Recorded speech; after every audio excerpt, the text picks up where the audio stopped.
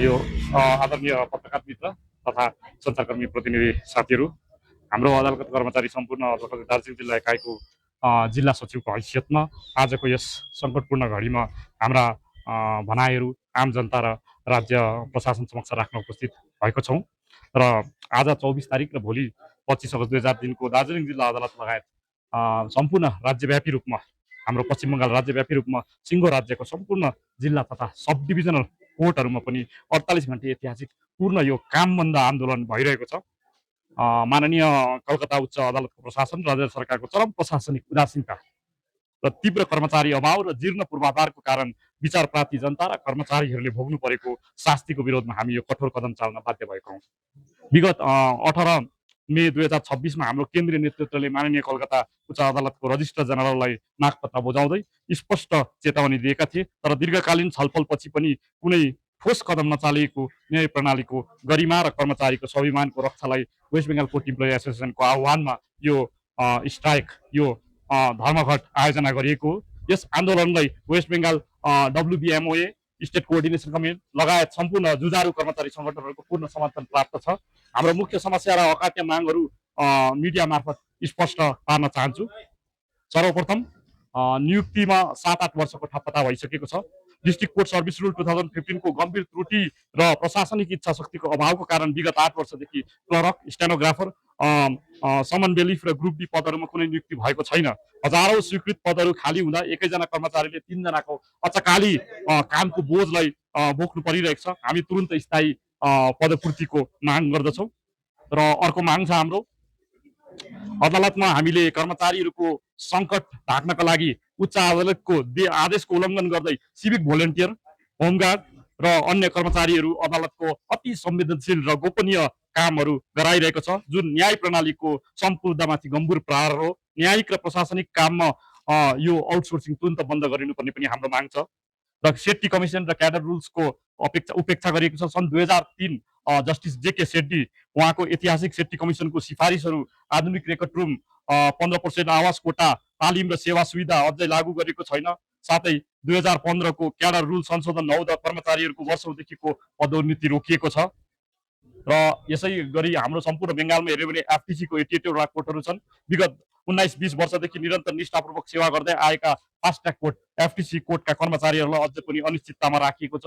उनीहरूको तुरन्त बिना शर्त स्थायीकरण गरियोस् तथा साथै यो CIS जुन चाहिँ हाम्रो केस इन्फर्मेसन सिस्टम भनिन्छ, यसको लागि पनि स्थायी प्राविधिक पदहरू सिर्जना गरियोस् भन्ने हाम्रो माग छ।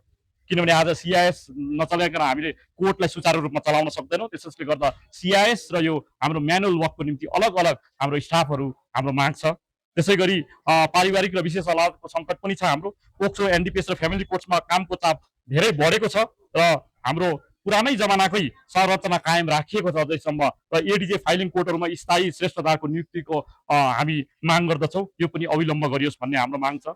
र प्रेस मार्फत हामी आम जनतालाई एउटा अपिल गर्न चाहन्छौँ, यो 48 घण्टाको अवधिमा राज्यभरका अदालतहरूमा न्यायिक आदेश र डायरी लेखन लगायत सम्पूर्ण प्रशासनिक कार्य पूर्ण रूपमा ठप्प रहनेछन्। यो आन्दोलन केवल कर्मचारीको व्यक्तिगत स्वार्थको लागि मात्र होइन, यो अदालतको जीर्ण अवस्था सुधारेर आम विचार प्राप्ति जनतालाई छिटो र निष्पक्ष न्याय दिलाउने वातावरणको निर्माणको लागि हो। आन्दोलनको कारण आम सेवाग्राही जनता, विद्वान, कानुनी व्यवसायी र क्लर्क साथीहरूमा पर्न गएको अस्थायी असुविधाप्रति हामी हृदयदेखि क्षमाप्रार्थी छौँ। न्यायको यस संयुक्त लडाइँमा सम्पूर्ण मिडिया जगत र नागरिक समाजको सक्रिय सहयोगको अपेक्षा राख्दछौँ। अधिकार प्राप्त नभएसम्म हाम्रो यो सङ्घर्ष जारी नै रहनेछ। यो कति दिनको यो बन्द चाहिँ? यो आज 24 र भोलि 25 सम्म 2 दिनको। यो तपाईँहरूको अब 2 दिनसम्म पनि तपाईँहरूको यो जुन डिमान्ड राखेको छ, प्रोटेस्ट गरिरहेको छ, यो पुरा भएन भने के रहन्छ? यो हाम्रो पुरा भएर फेरि पनि हाम्रो त्यसको निम्ति राज्य समिति छ। केन्द्रीय राज्य समितिको निर्देशमा के फर्दर पहल हुन्छ त्यो उहाँहरूले हाम्रो मिटिङ गरेर रिजोल्युसन पास गर्छ। त्यसकै आधारमा हामी फेरि पनि कार्यक्रमलाई अघि बढाउनेछौँ। বেঙ্গল কোর্ট এমপ্লয়িজ অ্যাসোসিয়েশনের সদস্যরা গোটা পশ্চিমবঙ্গের সমস্ত কোর্ট এমপ্লয়িরা আজ বাধ্য হয়েছি এই স্ট্রাইকের পথে আসতে। আমরা 2 দিনের স্ট্রাইক করছি। আমাদের যে ডিমান্ডগুলো রয়েছে, immediate recruitment to fill up the vacant post. আমাদের প্রচুর ভ্যাকেন্ট পোস্ট রয়েছে, যে পোস্টগুলো অনেক দিন ধরে ফিল আপ হচ্ছে না, সরকারের গাফিলতির জন্য, আমাদের কর্তৃপক্ষের গাফিলতির জন্য। ফলে আমাদের এক একজন এমপ্লয়িদের অনেক বেশি করে কাজ করতে হচ্ছে।